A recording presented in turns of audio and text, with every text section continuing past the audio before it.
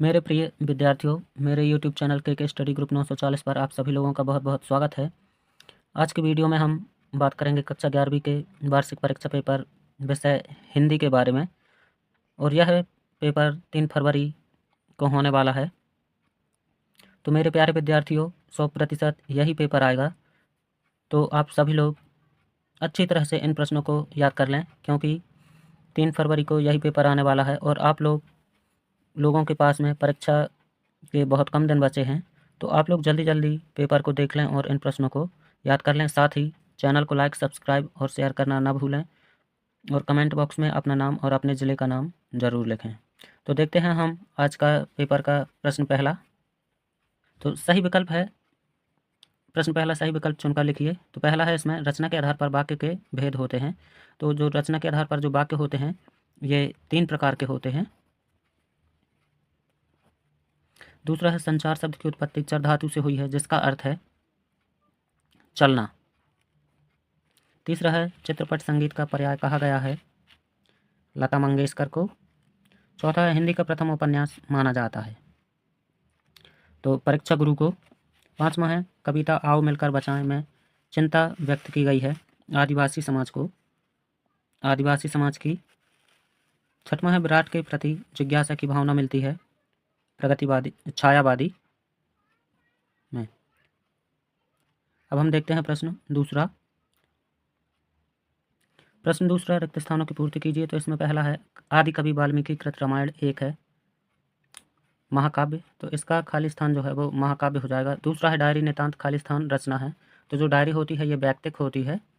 तीसरा है, भारतीय संगीत में मुख्य वाद्य खाली स्थान रहा है, तो इसमें जो वीणा थी वह मुख्य वाद्य रहा है।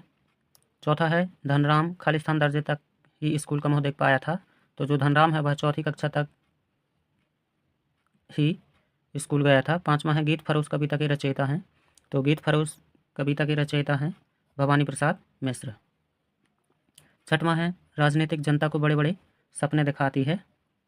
प्रश्न तीसरा है सही, तो पहला है भाव पल्लवन, तो जो भाव पल्लवन है इसका पहला हो जाएगा विस्तार।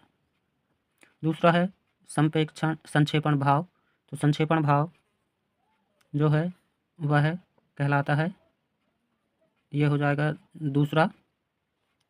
तीसरा है विभत्स रस का स्थायी भाव, तो विभत्स रस का स्थायी भाव जो है वह जुगुप्सा, यह हो जाएगा अपना तीसरा।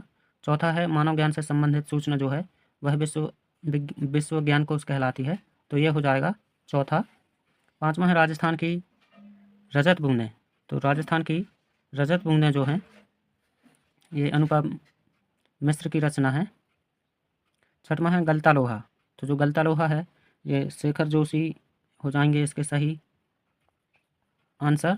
और सातवां है, हे भूख मत मचल, तो इसका हो जाएगा अक्का महादेवी। प्रश्न चौथा है, सत्य असत्य कथन लिखिए।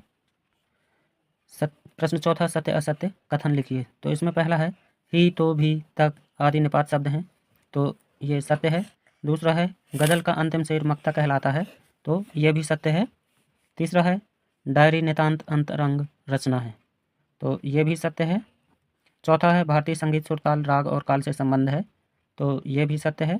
पांचवा है, कृष्णा सोमवती ने देशभक्त से संबंधित कहानियाँ लिखी, तो ये भी सत्य है।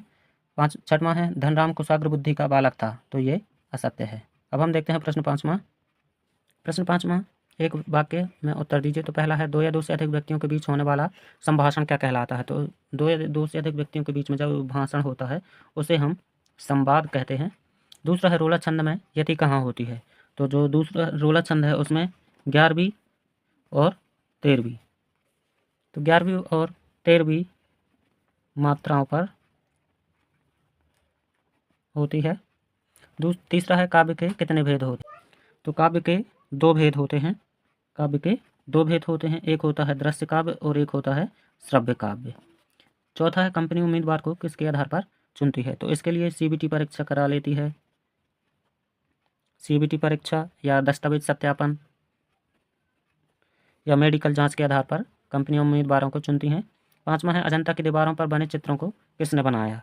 तो जो अजंता की दीवारें हैं उस पर जो चित्र बने हुए हैं उनको बौद्ध भिक्षुओं ने बनाया था। छठवां है, दूसरी बार लॉर्ड कर्जन के भारत आने से कौन प्रसन्न ना थे। तो जो लॉर्ड कर्जन थे, जब वो दूसरी बार भारत आए थे, तो जो भारतीय लोग हैं ये उनसे प्रसन्न नहीं थे। सातवां है, याज्ञनिक द्वारा रचित कृति का नाम। तो इनके द्वारा जो रचित थी वह थी आल्हा खंड।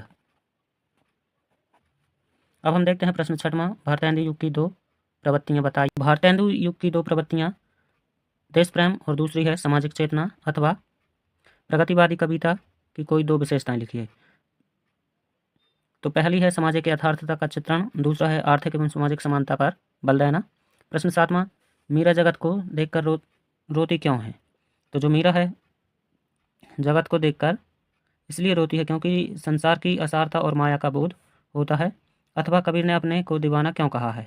तो वे जो कबीर थे वे भक्ति और प्रेम में लीन थे। प्रश्न आठवां है, कहानी के तत्व लिखिए। तो जो कहानी है, कथानक, शीर्षक, थीम, सामाजिक या राजनीतिक टिप्पणी, ये कहानी के तत्व हैं।